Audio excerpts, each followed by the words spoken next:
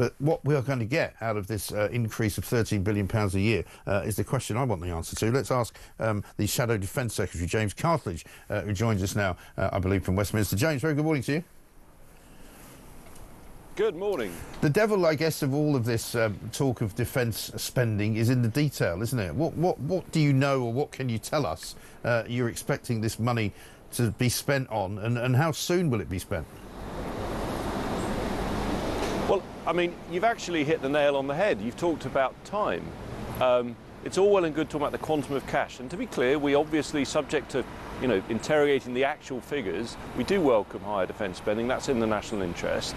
But the thing that I was always really conscious of when I was Minister for Defence Procurement under the last government is this whole point of how long it takes to deliver stuff. Now, there are steps you can take to accelerate, but for that reason, that's why I was saying back in July, you've got to increase defence spending now, because the department cannot order stuff 3 years from now if it doesn't know where the money's going to be. So it does now have that greater confidence. So what I want to see is acceleration of things that we were preparing to procure, where potentially they were going to take longer until the money was there. I'll give you a really good example. So in Ukraine, it's shown us that despite all the technology, artillery remains absolutely fundamental.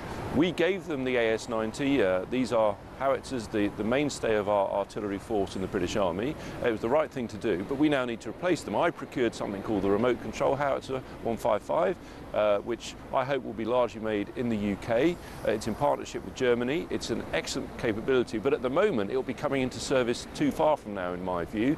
And I think there are steps that can be taken to accelerate, not least because the Army can, we call the technical word is reprofiling, basically move things within years because it's got more money. So I sincerely hope it's not just about the quantum. I hope the government give the chiefs greater freedom to move money between years so that they can accelerate kit into service if need be. Yeah, and a lot of people talking to me this morning on this show about how, it's all very well wanting to have a secure home base as the British Isles would be described as, but by making us strong abroad, that doesn't necessarily make us safe at home, because we've already got the problem of illegal migration. We've got the problem of crime on the streets. They passed the police and crime bill into Parliament yesterday, which kind of disappeared without trace. A lot of people feel that Britain at the moment as a place to live is not in great shape. Well, I think these are two different things. I mean, they're excellent points. I agree. We all want to see safer streets. Obviously, when we talk about defence, we are talking about military threats to our country and the sort of this word grey zone threats, which is slightly hybrid, not entirely clear. Like we had this Russian spy ship. It wouldn't have been obvious to some that was military related, but that's the way the Russians do things. So it is important that we protect our own borders, but ultimately the most significant threat we face is still military, because I mean we heard the Russians threatening us with nuclear missiles during the conflict. Now we assume that was just what we call belligerent language, rhetoric, but nevertheless, having invaded a sovereign country in the last few years, the first time a peer military has done that since the Second World War, it underlines that we live in a different era where we have got to shore up our defences. And I think homeland defence is number one, and that means obviously investing in the Air Force, investing in missile defence, and the nuclear deterrent. That is the backbone of our defence. But of course, the army is going to be increasingly important. If, and it's a big if at the moment, there are troops deployed in some way into any peacekeeping arrangement, and we'd have a lot of questions on that before we would give that our explicit support. Nevertheless, that would imply a role for the land forces, which perhaps wasn't being expected. So that's why I say it's not just about the money. We've now got to accelerate into service the sort of kit that's going to be needed if we're going to do all the jobs the government's going to ask of the brilliant people in our armed services. I think that's right. Good to talk to you, James Cartledge, Shadow Defence Secretary. Thank you very much indeed. Steve says this: Mike, I'm an RAF veteran living in Germany, and for my years I did in the military, including Northern Ireland, I received no pension. They changed the rules and I've been told I do not qualify. That's ridiculous, isn't it? Let's talk to Natasha, who's in the forces, I think, as well, down in Wiltshire. Natasha, very good morning to you. Hello, Mark. How are you? Yeah, good, very well. Nice to hear from you. What can I do for you? OK, so yes, I am ex-forces and I've been around the military all my life. But I work for my sins now in the NHS. Anyway, occasionally yes, I remember. I have to do clinics occasionally at a large army medical centre near us.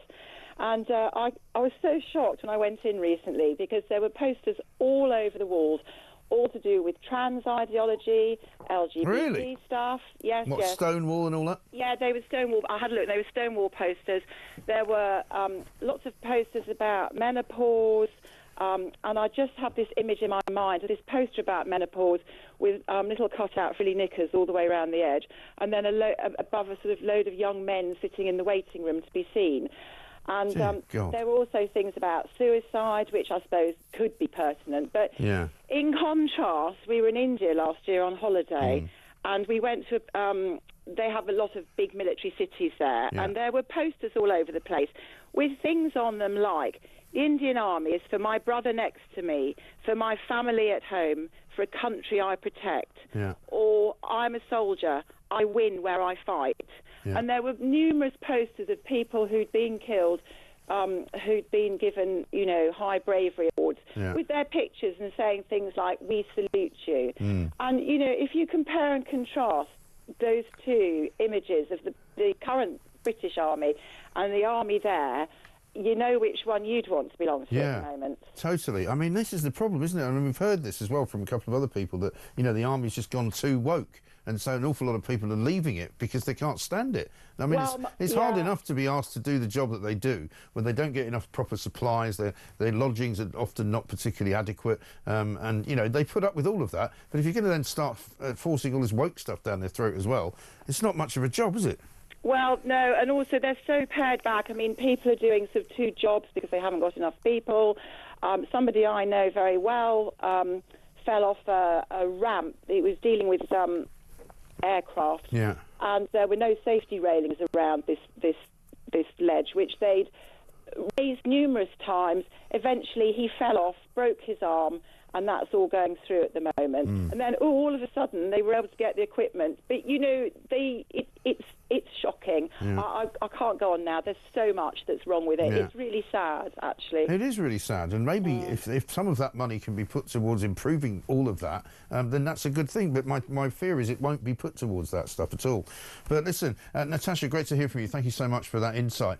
Natasha there giving us a very, very interesting take on what is going on inside the armed forces. Again, if you're in them or if you've recently left, I'd love to hear from you as well. 0344 499 1000. Pete says, I left the forces in '92 and spent the majority of my time in barracks in 8-man rooms, communal toilets and showers, which were cleaned by us along with our rooms. The accommodation changed at the end of my time to single-man rooms, which led to isolation for a great many. Barracks were always clean and tidy, but they were very basic. Yeah, I think you wouldn't necessarily expect them not to be basic, but you certainly should have the expectation that our fighting forces should be treated properly, like proper men and proper women.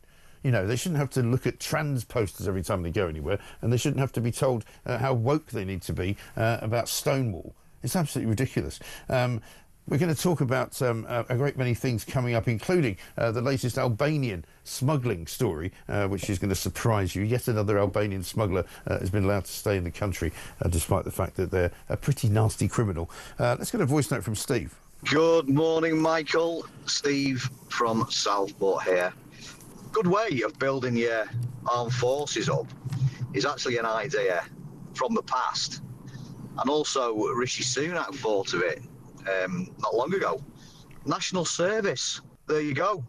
Instant troops, instantly trained youngsters, already fighting fit, young age to go to battle. Simple as that.